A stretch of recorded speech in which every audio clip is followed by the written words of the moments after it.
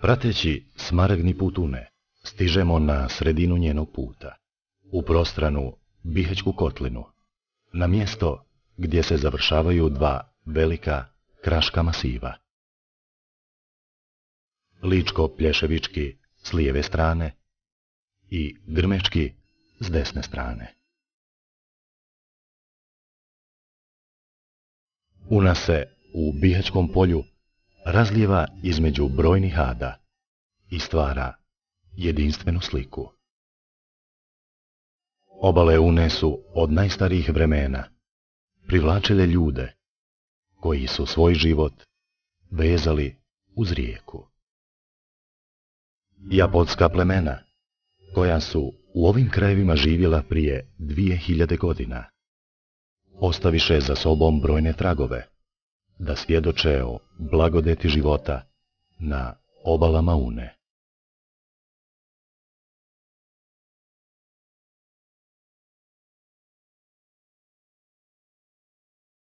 Rimske legije su na svojim pohodima prolazile upravo prostranom Bihaćkom dolinom, gdje izgradiše glavnu cestu, koja je vodila od nekadašnje Salone do Siscije i spajala Jadransko more sa Podunavljem. Na njenim obalama smjestio se Bihać, grad bogate historije, koji u nepunih 8 vijekova svoga postojanja zapamti burne događaje.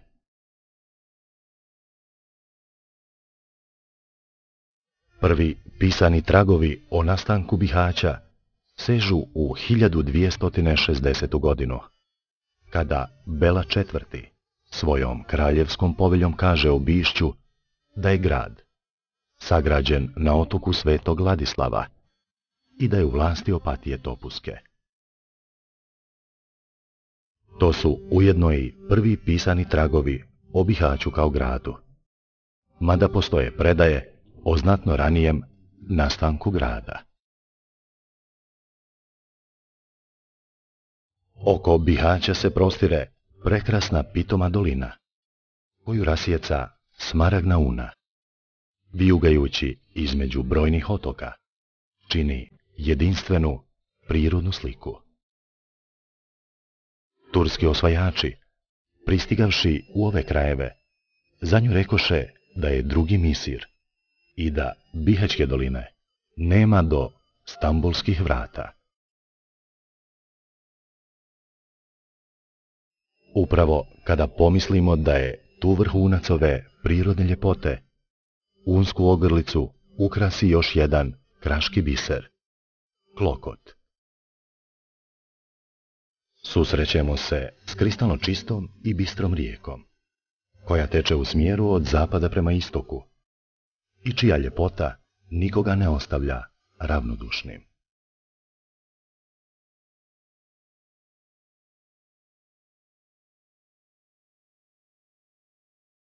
Klokot, lijeva pritoka Une.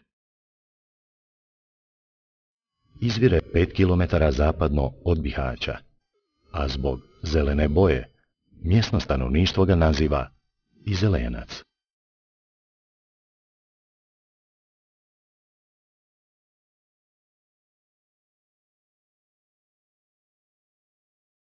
Put nas vodi prema izvoru Klokota, koji se nalazi podno planine Plješevice, blizu sela koje nosi isti naziv kao i ova rijeka.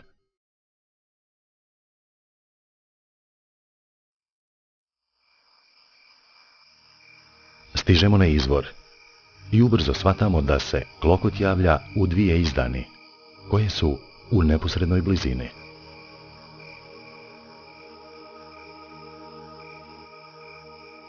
Manji izvor snadbijeva vodom ribnjak, a na većem je izgrađeno vodocrpilište, koje napaja grad Bihać pitkom vodom. Našu pažnju privukla je izdašnost i čistoća ove rijeke. Zaposleni na ribnjaku i vodocrpilištu kažu da nije zabilježeno presušivanje Klokota, a njegov kapacitet se kreće u rasponu od 2 do 35 kubnih metara u sekundi, što ga svrstava među najveće izvore pitke vode u Bosni i Hercegovini. Minimalna temperatura vode je 7,5 stepeni, a maksimalna 10 stepeni, što izuzetno pogoduje autohtonim ribljim vrstama, kao što su potočna pastrva i lipljan.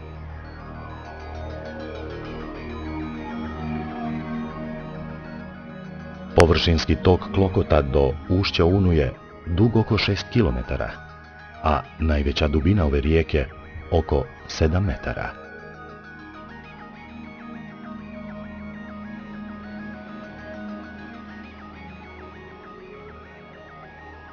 Dosadašnjim ispitivanjem utvrđeno je da voda Klokota potječe sa područja Like, planinske kraške zaravni Krbavskog polja, na kojoj se nalazi nekoliko ponornica, te sa planinskog masiva Plješevice.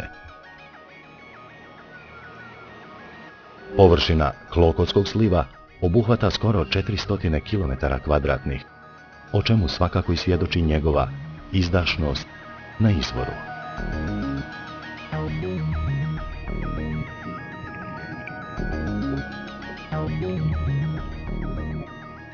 Prvi uroni na površinskom toku otkrili su nam prekrasan podvodni krajolik s bogatom florom i faunom.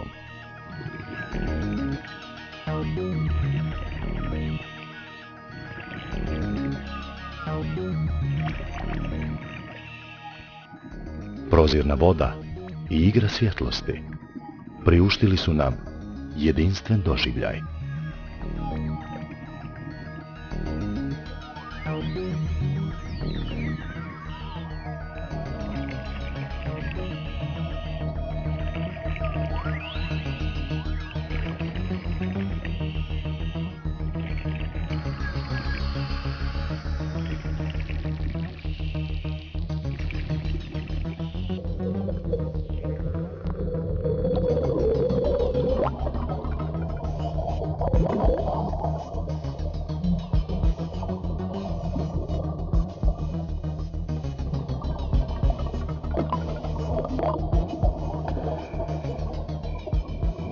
Na osnovu izgleda, snage izvora, temperature vode i činjenice da se radi o kraškom vrelu, koje se vodom prihranjuje s ogromnog područja, odlučili smo zaviriti u drugu dimenziju ovog fenomena.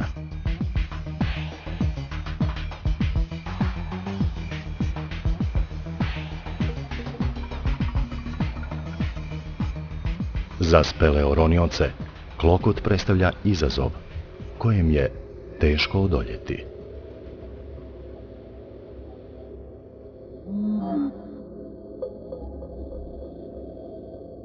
Nakon kratke pripreme urona, mali ronilački tim odlučio je zaviriti u dušu Klokota, u njegov izvor. Tom prilikom došli smo do spektakularnih saznanja u pogledu podzemnih vodotoka i spiljskih kompleksa ispunjenih vodom, te nevjerovatnih spoznaja o veličini vodenog potencijala, koji se daleko od očiju krije ispod zemlje.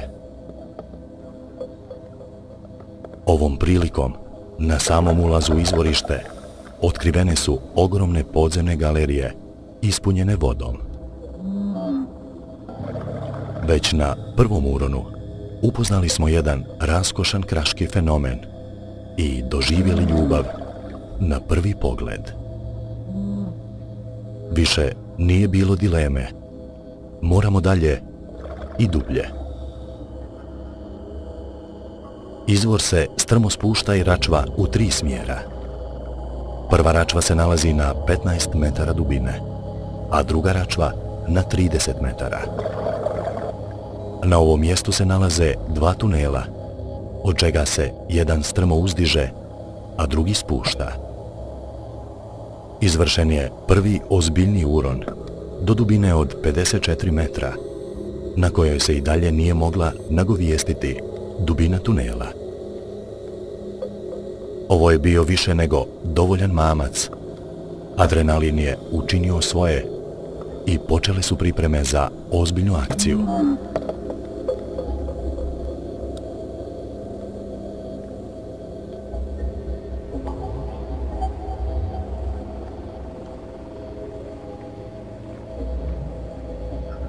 Iz Marseja ubrzo stigao Claude sa Sylvainem i potrebnom opremom za uron u dubine Klokotskog izvora. Za ovo veliko tehničko spiljsko ronjenje bile su neophodne mješavine specijalnih plinova, trimix, koju čine helijum, kisik i azot, nitroks, zrak obogaćen kisikom i čisti kisik za povratak na površinu. Na ovim dubinama nije moguće roniti običnim zrakom, zbog problema koje izaziva azot u velikim dubinama, radi čega se u trimiksu određena količina azota zamijeni helijem. Odmah su počele tehničke pripreme za sam uron. Ništa se ne prepušta slučaju. Uron se planira na dubinu od 99 metara, ako to morfologija izvora dozvoli. Radi bezbjednosti ronilaca, sve se mora detaljno razraditi i proračunati. Za sigurnu ronilačku misiju potrebno je pripremiti dovoljno medija za disanje, isplanirati dekompresione zastanke i postupke u slučaju nezgode. Prethodni dan djelimično je položena nit do već dostignute dubine, tako da bi Sylvain mogao brže izvršiti uron do granice istraženog, koja se nalazi na 54 metra. Speleoronioci sami moraju pripremati svoju opremu, kao provjeru i analizu medija koji se nalazi u bocama. Vrlo je bitno da ne dođe do zamjene medija za disanje, što bi rezultiralo fatalnim posljedicama i gubitkom života. Sylvain nosi 3 vrste medija za disanje. Nitroks za napredovanje do 40 metara dubine. Zatim vrši zamjenu i počinje disati trimix sve do 99 metara. Na povratku ponovo preuzima nitroks na 40 metara i koristi ga do dubine od 6 metara, gdje je predviđen dekompresioni zastanak, kada počinje disati čisti kisik, sve do izrona na površinu.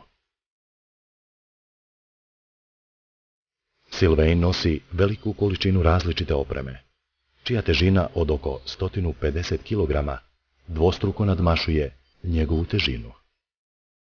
Pripreme za uron se privode kraju i počinje opremanje ronilaca. Greške ne smije biti. Sve mora biti na svome mjestu, dostupno u svakom trenutku, a koncentracija mora biti maksimalna. Koristi se više regulatora za disanje, koji se razlikuju po boji i obliku, a zamjena pogrešnog regulatora znači i uzimanje pogrešne mješavine za disanje, što je fatalna greška. A svaka greška se plaća samo jednom cijenom, onom najvećom, životom.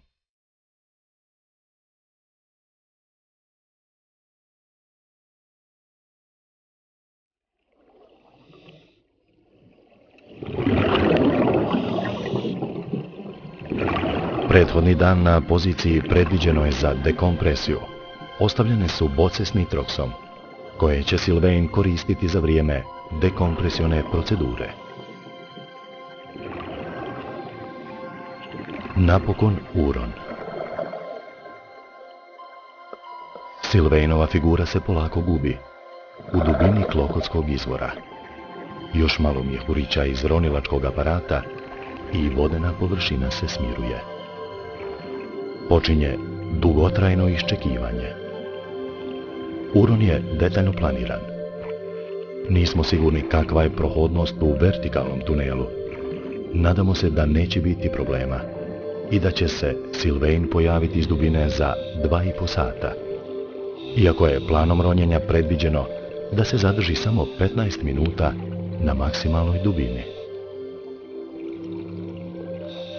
Razlika vremena treba biti utrošena za napredovanje, povratak i dekompresione zastanke. Claude i Amir ulaze u izvor da provjere da li se mogu primijetiti mjehurići zraka sa Sylvanovog ronilačkog aparata. Napokon olakšanje. Rasvjeta se polako pojavljuje iz tame, a Sylvain se polako podiže prema površini i na 6 metara staje radi posljednjeg dekompresionog zastanka prije izrona. Na ovoj poziciji mora ostati 90 minuta, dišući čisti kisik. Ovakvi uroni su iscrpljujući i potrebno je nadoknaditi izgubljenu energiju.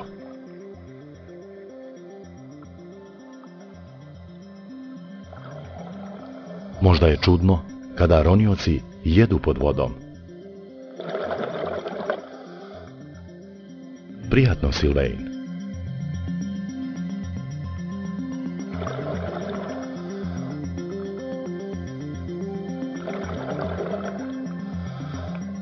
Sve procedure su završene i napokon povratak na površinu.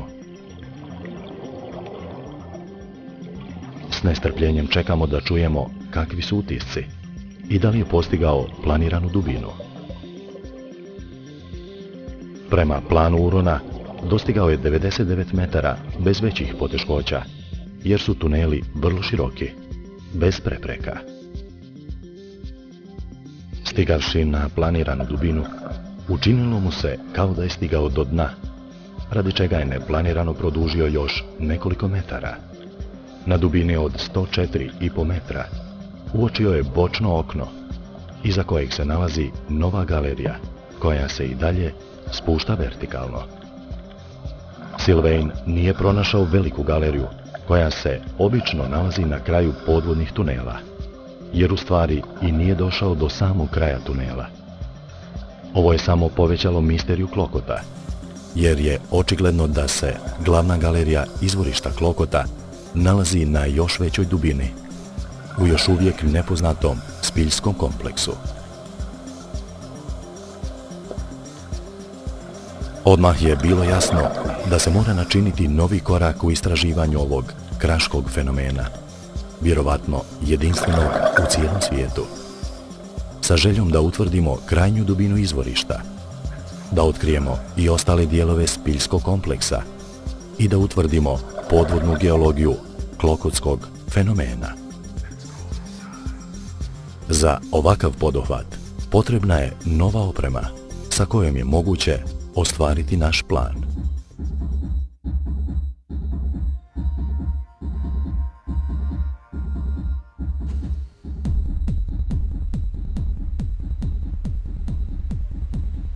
Ubrzo se ponovo sastajemo na istom mjestu,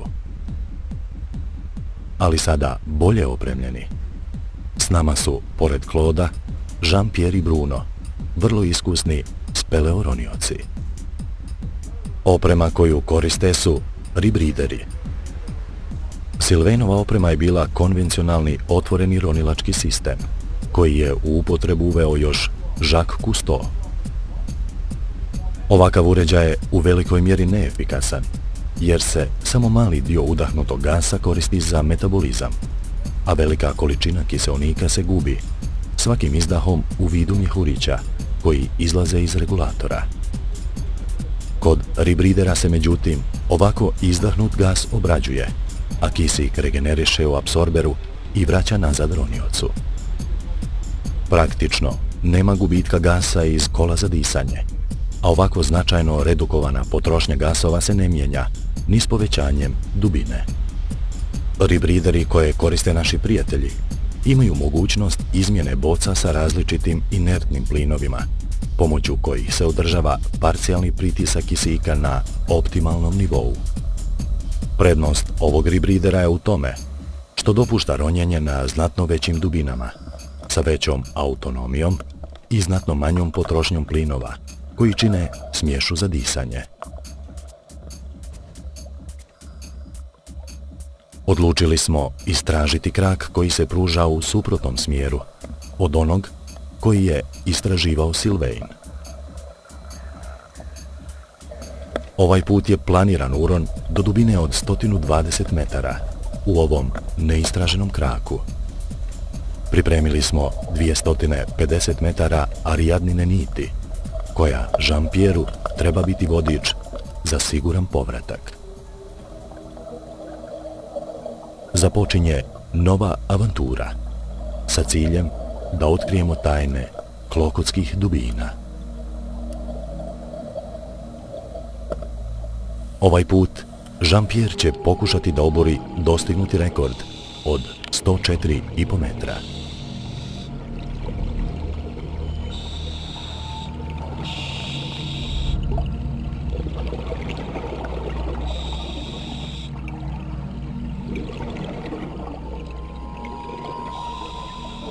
Ponovo iščekivanje.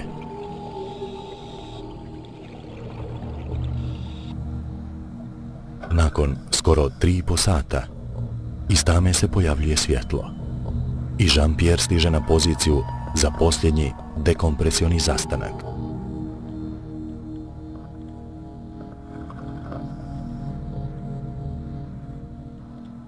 Nakon završetka svih procedura, napokon izron.